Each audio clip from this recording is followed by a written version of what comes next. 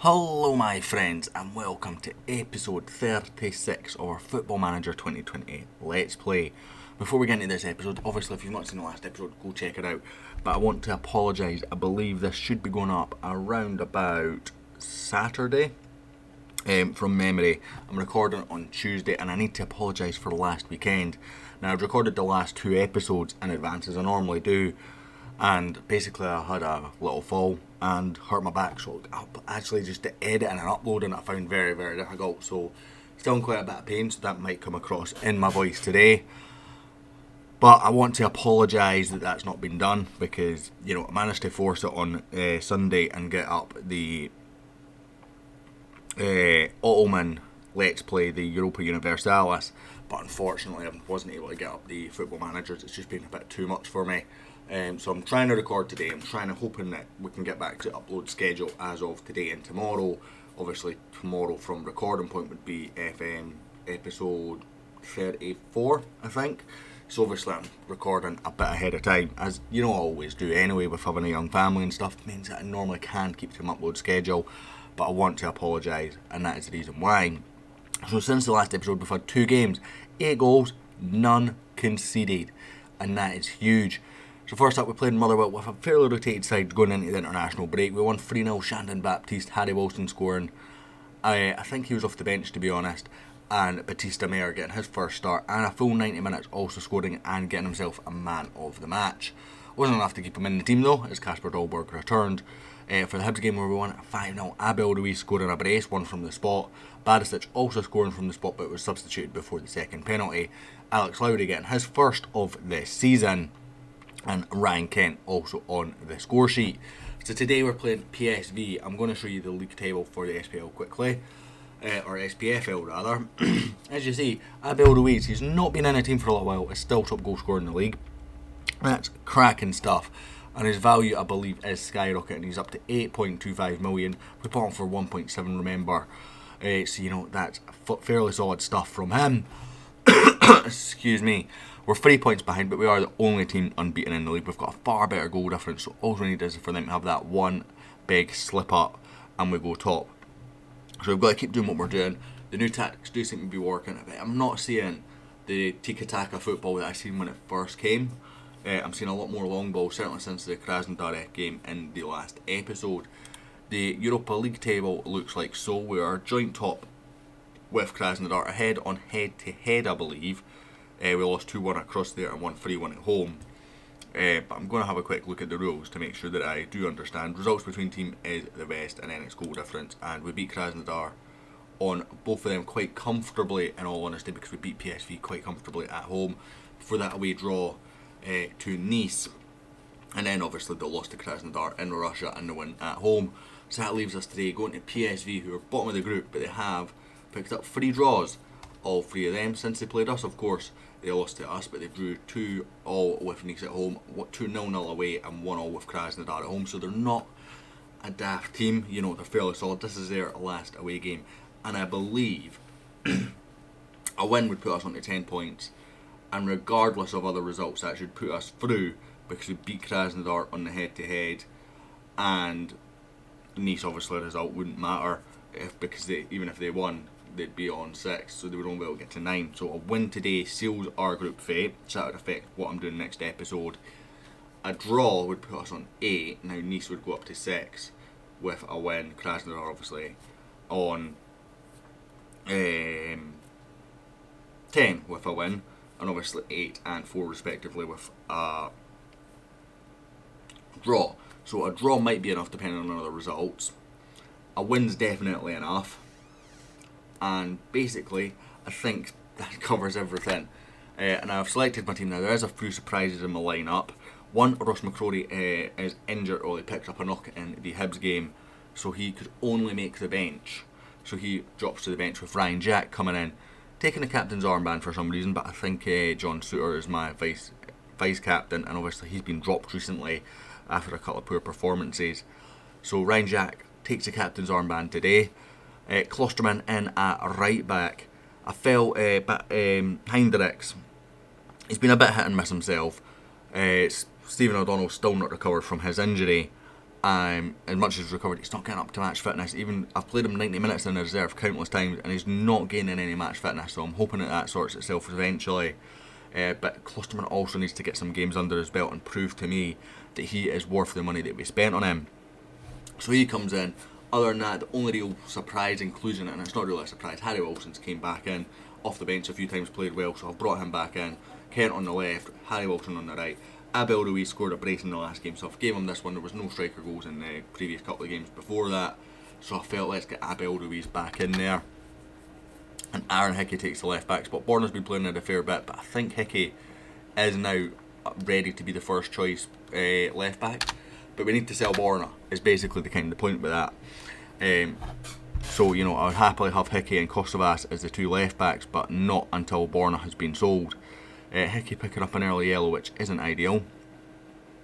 That's a great ball to Sergio Gomez, who is starting to demand interest from a lot of clubs, as is his midfield partner, Alex Lowry, who's never really not had lots of interest really since he broke into the first team, or got promoted to the first team rather. But I want to make sure that if we sell either of these guys, we're getting big money. One of the lads in the FM Rangers group sold Sergio Gomez for 82 million, and I'm taking that as a bit of a challenge. That's a great challenge to block it from getting to Abel Ruiz. Is it Diaz? I'm forgetting my own striker's name now. But Ryan Kent with the follow-up tucks home. He's been absolutely outstanding in Europe, Ryan Kent. You know, Abel Ruiz is the top goal scorer in the league, but Ryan Kent is now the top goal scorer in the club, and most of his goals have came in the cups in Europe where we have needed them. Is indeed Abel Ruiz. I don't know why Diaz came into my head. For whatever reason it did. I'm going to go with another shout here that it's not going to let me do. Will let me do it yet? Yep. I'm going to go with just a little bit of praise. You know, we're 1-0 up, away from home, playing well, can't complain too much. Free kick, won by the goalkeeper. I'm assuming that's not the highlight and that we need to be careful of a counter-attack here. Need to be careful of a counter-attack. We're just going to let him run at Rajkovic. Thankfully, someone goes across and he panicked and shot from range. But that is not great defending. You know, everyone backed off from that side of the pitch and let him have free rein almost. Ryan Kent rides the challenge and then gets up to Abel Ruiz. I feel like there was a pass in the middle earlier there. Alex Lowry. Oh, it's just wide from the young man. Oh, good effort, good effort. I also requested to the board, now obviously we had the stadium expansion at the start of the season, we had the youth facilities and the training facilities all upgraded, and I went to the board, listen, can I have some new coaches and new scouts? And they went, yeah. So we're now up to 9 coaches allowed, as my throat goes again. So we're up to 9 coaches allowed, and that's the magic number, because that means you can have one for every single stat. So I think I'm going to be overhauling how I'm already started that before a couple of coaches come in. Mick Beale's left and Jim Stewart's left. And I'll go through all that once I've done that, so that'll hopefully be the next episode or the one after. I'll go through all the coaching changes. I've got one of the scouts in, the other one rejected me to stay with his current club. He's a chief scout, so I wasn't really overly surprised at that when he was offered a renewal at the other club that he accepted it. He's been there for a very long time. And that's the second time I've approached him and the same thing's happened. So unless I have a chief scout opening coming up, then I will not be going for him again. As Gomez wins the header there, Alex Lowry rides one, gets it to Kent just about. Great challenge, but Kent, good press in. Abel Ruiz, what a reaction save from Zoet. That is an unbelievable reaction save as Hickey throws in. So yeah, I'm going to completely overhaul my coaching team. As Lowry on the counter here, not really the man you expect to see that through ball going to. So I'll cover that in a future episode, but that, you know that's happening now. I'm going to bring off Alex Lowry for Baptiste. Starting to tire, you know, he's played a lot of minutes recently. Move Gomez onto the advanced playmaker role. Shandon Baptiste has played okay recently. I'm not really getting the game time that he maybe deserves. And obviously, as I said, with the staff, the training facilities is complete. The stadium upgrade is complete, so I think it's now 54,000 all-seater, which, you know, is good. And, you know, the club's making positive steps. I am struggling with my enjoyment of Football Manager at the minute. Now, part of that's because of the issues, and part of that's because I'm not really sure what's going on with the game at the minute, and that's frustrating as Klosterman again. This is another one of those games where we've absolutely bossed in Europe, and it's been one mistake and an unbelievable goalkeeping performance. Just, he lets him past him. And that's the frustrating thing about Klosterman, is, you know, he's the defensive guy. He's the guy that's supposed to be an absolute rock in defence. We're going to bring on Barisic for Hickey. Just for the set pieces, really, if we get any in the last sort of 10 minutes. Because he is really good at them. That's got to be offside, ref. It is indeed. It looks like Nice are winning. So, unfortunately, I think that means we need a result against Nice. I'll have a look at the match stats. 4 clear-cut chances, 4 half chances against 1, and we draw 1-1. It's just such a story, and this is the reason why I'm not enjoying Football Manager. I'm sounding like I'm enjoying it a lot more today, and I am enjoying it a lot more today than I have in previous recording sessions, and I'll be honest with that. But that is just so frustrating to look at. And it'd be nice, you know, we've had a couple of clean sheets in a row. So I'm going to go with a you were unlucky, because reality was we were. I'm assuming... No, Ken got man of the match. Strangely. Okay. We'll just give him a bit of praise. Turnbull's update. On loan at Spurs, of course, but as you see, he's made 10 appearances, 8 of them off the bench, to be fair. But, you know, he's kicking on. He's a very, very good midfielder. It's the physicals that worry me with David Turnbull. And that's the issue that I've got with him, is I feel that his physicals are not good enough for us. You know, his passing, his penalty taking, his technique, all that sort of stuff, even his flair and determination. But physicals are absolutely atrocious, and I worry about that in a league like Scotland. Next episode, obviously, is a big one. I think we just skip ahead to Celtic and Nice, because in reality, that's a cup final. We'll do both in one episode. Because that's a cup final and obviously a decider Europa League game, and I feel that is huge. I do think that we need to, a point is needed at Ibrox against Nice.